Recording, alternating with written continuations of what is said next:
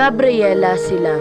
Siya ang nagpatuloy sa rebelyon ng kanyang asawa laban sa mga Espanyol. Ako si Gabriela Silang, asawa ni Diego Silang. Sa kanyang pagpanaw, sa akin niya iniwan ang kanyang mga laban. Hindi ako isang mandirigma. Hindi ako isang bayani. Ako ay isang asawa.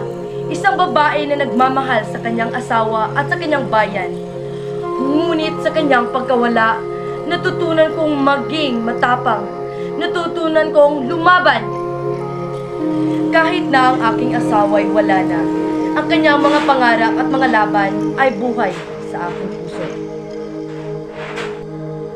Sa bawat hininga, sa bawat pintig, ang kanyang mga pangarap ay aking isinasabuhay. Sa bawat araw na lumilipas, nararamdaman ko ang bigat ng kanyang mga pangarap. Ang mga pangarap na ito ay naging akin na rin. Ang mga pangarap para sa kalayaan, para sa pagbabago, para sa isang mabuting bukas para sa ating lahat.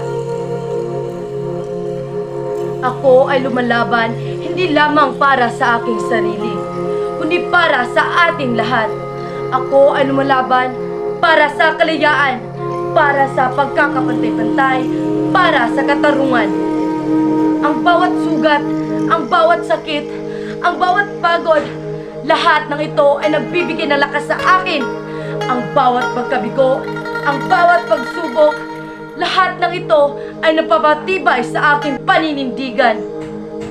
Ako si Gabriela Silang. Ako ang babae na nagpatuloy sa laban ng aking asawa.